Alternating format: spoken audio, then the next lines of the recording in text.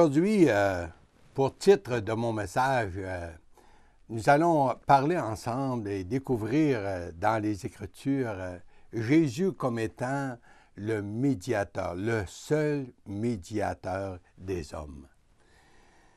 Dans les Écritures, vous savez, le Seigneur Jésus nous est présenté comme le seul qui peut en fait nous réconcilier, nous rattacher avec Dieu. C'est le seul qui peut vraiment nous donner l'assurance qu'on a besoin dans notre vie.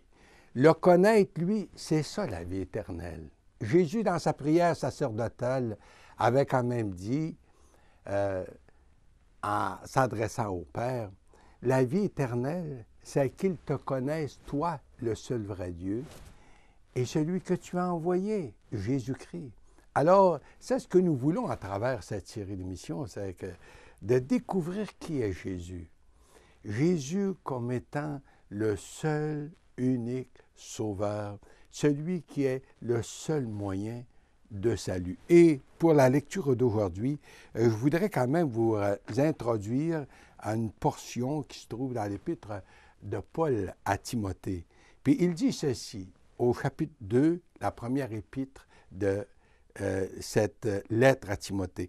Alors il dit, « J'exhorte avant toute chose de faire des prières, puis des supplications, des requêtes, des actions de grâce pour tous les hommes. » Puis il nous dira pourquoi c'est si important de prier pour tous les hommes. Bien sûr qu'il est question aussi du salut. Au verset 4, ça continue en disant « Dieu veut que tous les hommes soient sauvés et parviennent à la connaissance de la vérité. Car il y a un seul Dieu et aussi un seul médiateur entre Dieu et les hommes, Jésus-Christ, homme, qui s'est donné lui-même en rançon pour tous. » D'abord, il y a plusieurs grandes vérités qui ressortent de ce passage qu'on vient de lire ensemble. D'abord, l'importance de nos prières pour les hommes. Dieu veut que tous les hommes soient sauvés. Alors, on se pose la question à savoir, lorsqu'on parle du salut, où est-ce qu'on est? Êtes-vous sauvés présentement, cher ami? Dieu veut que tous les hommes soient sauvés. C'est une des plus grandes vérités et la vérité la plus importante qui peut nous être posée. Est-ce que je suis vraiment sauvé? Êtes-vous sauvé? Dieu veut que tous les hommes soient sauvés. Et la deuxième vérité, c'est que tous les hommes parviennent à la connaissance de la vérité. En d'autres mots, que les hommes sachent vraiment où ils en sont. Savez-vous, cher ami, où vous en êtes face à Dieu, face à l'éternité? Qu'est-ce qui vous attend lorsque vous allez quitter ce monde, cette vie, pour la prochaine vie, ou enfin l'autre bord, l'au-delà? On se doit, puis on devrait connaître. C'est pour ça que Dieu nous a laissé sa parole, pour qu'on puisse savoir justement où on va, ce qui nous attend. Alors, si Dieu veut que tous les hommes soient sauvés, c'est que, naturellement, les hommes sont perdus, par nature. Ça, c'est la première grande vérité que Dieu a à nous donner de chacun d'entre nous. On est tous des pécheurs, on est tous nés avec une nature de péché. C'est David qui pouvait dire, « Voici, je suis né dans le péché, ma mère m'a conçu dans l'iniquité. » Ça, c'est vrai de vous, c'est vrai de moi, c'est vrai de tous les hommes. C'est pour ça que, en fait, on a besoin du Sauveur, on a besoin du salut. Dieu veut que tous les hommes, ça c'est la bonne nouvelle, Dieu veut que tous les hommes soient sauvés. Dieu a tout mis en œuvre pour que vous et moi, on puisse être sauvés, qu'on puisse être pardonnés, puis qu'on puisse avoir une assurance vivante dans cette vie. Pas seulement 5 minutes avant de mourir, mais pendant notre vie. Dieu veut que nous soyons vraiment sauvés. Vous allez dire, mais comment est-ce qu'on peut parvenir au salut? D'abord, je pense à une autre parole que nous retrouvons dans l'Évangile de Jean, le chapitre 1er et le verset 12, qui dit ceci, « Mais à tous ceux qui l'ont reçu, à ceux qui croient en son nom, Dieu leur a donné le pouvoir de devenir des enfants de Dieu. » Alors, vous voyez, on peut savoir en recevant Jésus par la foi. Tous ceux qui ont reçu Jésus par la foi, le Seigneur Jésus leur a donné le pouvoir de devenir des enfants de Dieu. Je sais bien que malheureusement aujourd'hui, il y a beaucoup de gens qui pensent que par leurs œuvres, puis leur mérite, puis leur pénitence, ils peuvent, vous savez, attirer d'abord l'attention de Dieu et puis mériter leur ciel. Mais l'Écriture, elle est très explicite pour nous dire, ça c'est Éphésiens chapitre 2, puis le verset 8, qui dit ceci, « C'est par grâce que vous êtes sauvés, par le moyen de la foi.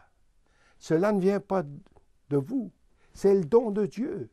Ce n'est point par les œuvres, afin que personne ne se glorifie. » Ce verset, cette parole, elle est très claire, très explicite, c'est à travers toutes les Écritures. On ne peut, par nos propres moyens, jamais atteindre notre salut. Non, cher ami, on a besoin d'un intermédiaire, on a besoin de quelqu'un, on a besoin de Jésus pour avoir l'assurance du salut. On a vu, d'après les Écritures, que l'homme ne peut rien pour mériter son salut. Mais maintenant, j'aimerais vous parler de ce verset 5 qu'on a lu ensemble dans notre lecture aujourd'hui, qui dit ceci, « Car il y a un seul Dieu, puis un seul médiateur entre Dieu et les hommes. » Un seul médiateur entre Dieu et les hommes. Et je me rappelle, un jour, c'était le cardinal Paul-Émile Léger, qui était revenu du concile des années 60, au début des années 60, dans une interview sur les ondes de Radio-Canada, il avait dit « On ne peut plus continuer à intercéder Marie, prier Marie pour notre salut ou quoi que ce soit, parce que l'Écriture, elle est très explicite pour nous dire justement qu'il y a un seul Dieu, il y a un seul médiateur entre Dieu et les hommes, et c'est Jésus-Christ. » Alors, chers amis, l'intercession des saints, l'intercession, vous savez, de ceux qui sont partis déjà, que nous savons sont auprès de Dieu, ne peuvent intervenir.